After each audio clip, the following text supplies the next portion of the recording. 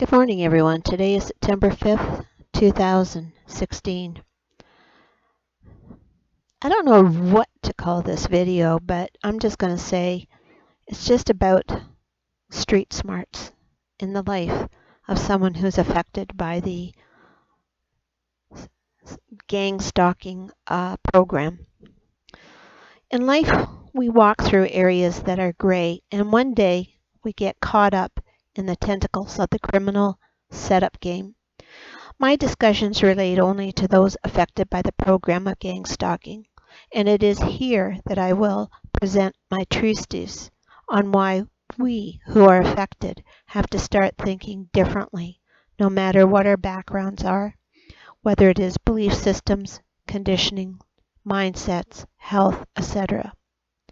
If you cannot hold the concept that we are in a war of sorts that affects lives, then this story is of no use to you or anyone.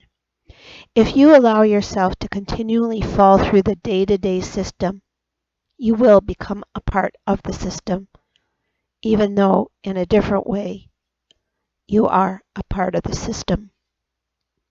Meaning, whatever they say or anyone says will form your world and your continual imprisonment within an invisible wall.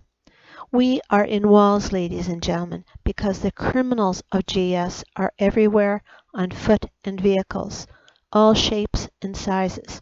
As you move from one area to another, they are all around you, unless you have a magic flying carpet or a way to outmaneuver them. They are on YouTube, monitoring your videos, the silent subscribers and trolls. You see, they love it when you stay silent and will try anything to stop you with crude comments and false threats. They want to scramble your thinking so that you think they have all the power. But there is still the debate with some that they think they have lost their basic freedoms and rights. But we still have them. But it is shrouded by the loud noise of the criminals. If you want to survive, you will have to learn new ways of coping, and I'm not a psychologist, so I can't give you advice. For myself, I learned to watch those close to me and found out about personality profiles and whatever else I could grasp. There's only one thing we have to remember.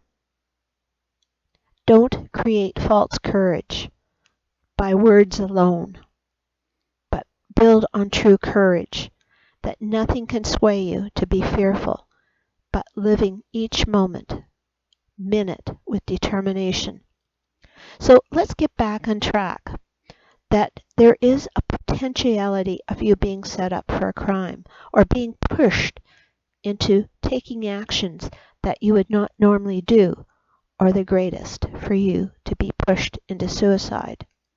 These are their ultimate hopes for you. I can well attest that it is true from my own experience, but there is a larger equation where even those close to you will use the idea that they are to be trusted, and you really want that. But in those early innocent days, they will entrap you by pushing you through stressful situations or whatever else, so that you react in anger, stress, or whatever. Now, I want to put a caveat to this. It doesn't happen in all families or with all friends. I have to stress that. You see, they think they are right. That is the sad part. And when you do react, it is their excuse to try to push you to sign documents for psychiatric assessments. That is the important part. Signing documents. Don't do it. It goes on and on. In my particular case, 5 years down the line with the family, it's gaslighting and then creating blame for that I did something. Trouble is, I photograph certain things to make sure that I don't fall in their grasp. When you catch them, they don't like it very much and will say things to make you feel vulnerable or talk in riddles about your death if you're an older person. But when you don't react and just smoothly say what is right, it makes them very uncomfortable. You see it in their eyes. That is when we have that fearless attitude in that moment. It's not built on a gung-ho fearlessness. It's a true feeling that we can go through it smoothly. You see, from 2012, if I encountered this type of scenario, I would always ask questions, why this, why that? And that gives them the power to further their cause because we're reacting. But when I started to realize that their games and lack of remorse makes them far more vulnerable. Why do I say this? This is only speculation. But their need for money or incessant talk of it makes me suspicious of their intentions. So I continually reevaluate and getting more proactive in my own life. While I used to live in an apartment building, more people had access to it. So it is imperative that you create an environment where you can catch people coming and going. Discrete cameras, as well as certain tricks that are economical to employ, making sure that your goods are not tampered with. Well, at least to the degree you can see it happening. I'm not a security expert and will stay out of that arena, but it's good to evaluate it if there are audio and video bugs in your home.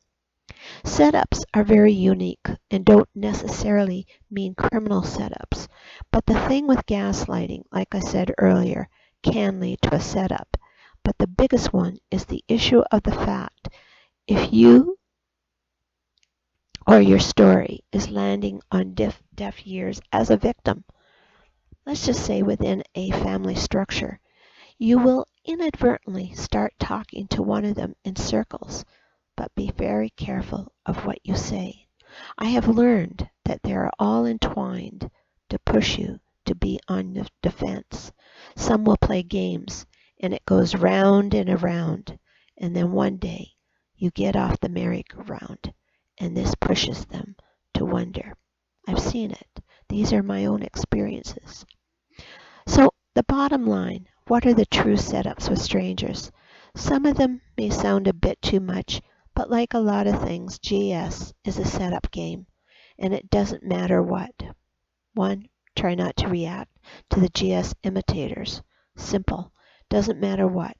Wear cameras always on. Sorry, but this is a reality. Have video in your vehicle, front, back, and to the sides. Don't engage the GS in that they are usually trying to set up a compromising skit. It is provable. Move out of their range. Try not to travel at night on foot.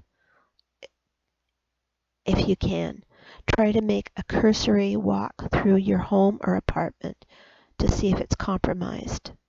Sorry, if you're out daily, it may be necessary. Sometimes even the police will set up false evidence. Don't go to a pub and get drunk on your own. Anything can happen. Don't do drugs or accept anything from an unknown source. Do not divulge to a doctor that you are being followed by X amount of people that is causing you stress and the reason for your visit. Don't be too ready to give your story to family and friends. Feel them out and talk in generalities.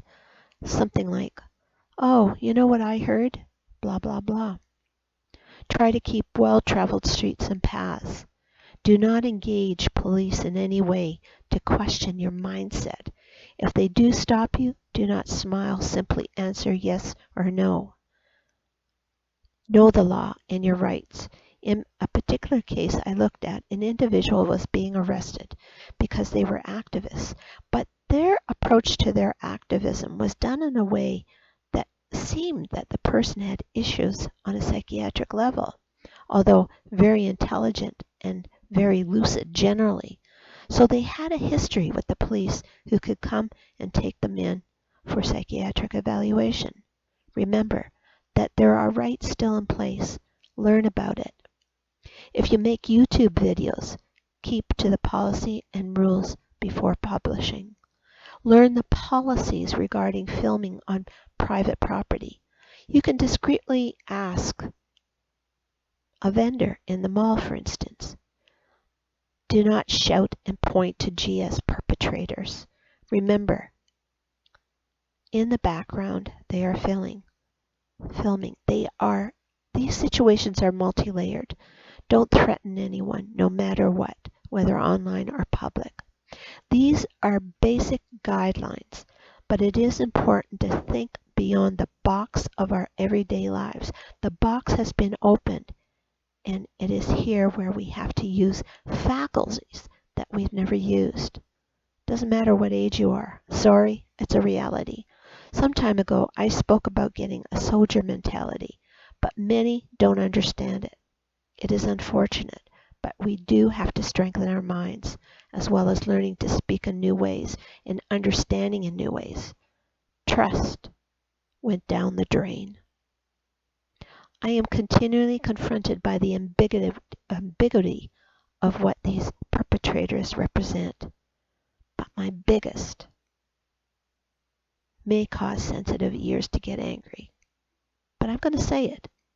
How is it a certain group who believe in Jesus are partaking in the program and knowingly speak both of Jesus and yet doing evil? You know what?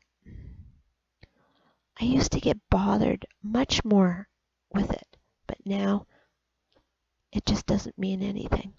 The further away I am from this, in my mind at least, the better it is for me. All I'm just talking about is using common sense to overcome the power of these little piddly-tiddly individuals trying to affect our lives. We have to be proactive. We have to be. Doesn't matter what it is, even in our day-to-day. To all TIs, stay safe.